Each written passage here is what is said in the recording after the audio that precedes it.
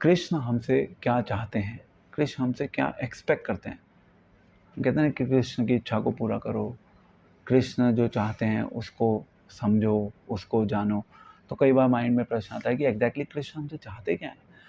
सो अब हम अगर भगवत गीता की हिस्ट्री में जाएं, तो अगर हम अर्जुन की लाइफ को देखें तो अर्जुन से कृष्ण कुछ चाहते थे। कृष्ण अर्जुन से कुछ चाहते थे। क्या चाहते थे? क्या चाहते थे? प्रैक्टिकल लेवल पे क्या चाहते थे कृष्ण? कृष्ण अर्जुन से सिंपली चाहते थे कि भैया युद्ध करो, फाइट करो, लड़ो। आई मीन टू से कई बार लोग कृष्ण को ताने भी देते हैं कि भाई कृष्ण ने इतना बड़ा युद्ध करवा दिया, लाखों करोड़ों लोगों को मरवा दिया। ये तो शोभा नहीं देता भगवान को कि वो इस तरीके से इतने लोगों की हत्या करवा रहे हैं। कृष्ण चाहते तो कृष्ण युद्ध को रुकवा सकते थे। कृष्ण ही अर्जुन को युद्ध करने के लिए प्रेरित कर रहे हैं। अर्जुन से कृष्ण चाहते थे कि अर्जुन युद्ध करे, है ना? ये तो चाहते थे। अब युद्ध करने का लिटरल मीनिंग क्या है?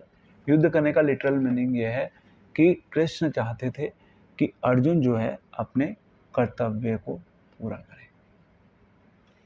अर्जुन अपने कर्तव्य को भूल गया था और कृष्ण अर्जुन को उसके कर्तव्य को याद दिला रहे थे कि आप अपनी ड्यूटी को पूरा करो। अब कर्तव्य अर्जुन के लिए प्रैक्टिकली कर्तव्य क्या था? अर्जुन के लिए कर्तव्य था कि अर्जुन भगवान की इंस्ट्रक्शंस को फॉलो करे। लौकिक स्तर में उसमें बहुत सारे लोगों की मृत्यु भी हो रही थी, नो प्रॉब्लम। 11वें अध्याय के 33वें श्लोक में अर्जुन से भगवान कृष्ण के भाई निमित्त मात्र के रूप में कार्य करो, बस तुम्हें निमित्त मात्र के रूप में कार्य करना है। तो अब एग्जैक्टली भगवान हमसे क्या चाहते हैं कि अल्टीमेटली हम अगर अपने कॉन्टेक्स्ट में बात करें तो हमें भी इस संसार में किस रूप में रहना है? निमित्त मात्र के रूप में रहना है। अब निमित्त मात्र के रूप में रहने का मतलब क्या है?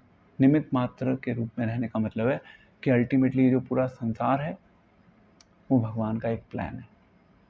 यानी कि कोई ना कोई इस पूरे संसार में जो भी हो रहा है, वो जो क्रिएशन है, वो इस क्रिएशन में जो कुछ भी हो रहा है वो अल्टीमेटली भगवान का एक प्लान है।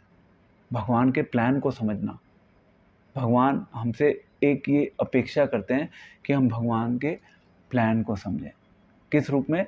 निमित्त मात्र रूप में।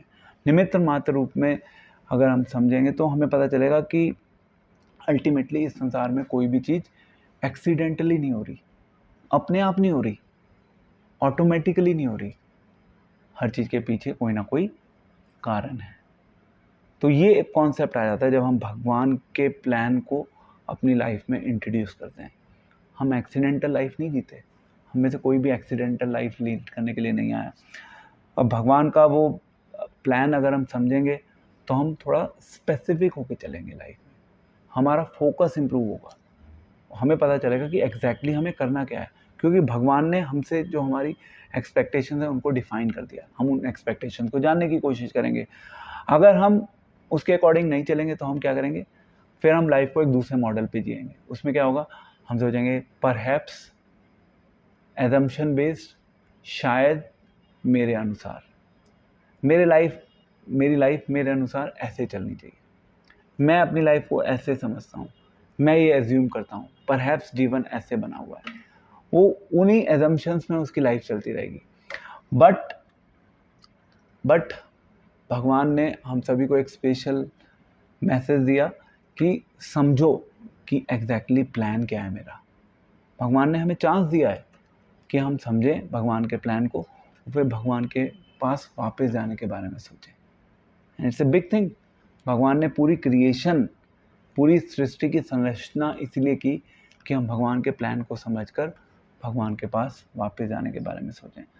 एंड अल्टीमेटली सबसे बड़ी बुद्धिमानी इस संसार में केवल इसी चीज़ में है कि हम भगवान कृष्ण के प्लान को समझकर भगवान कृष्ण के पास वापस जाने के बारे में सोचें।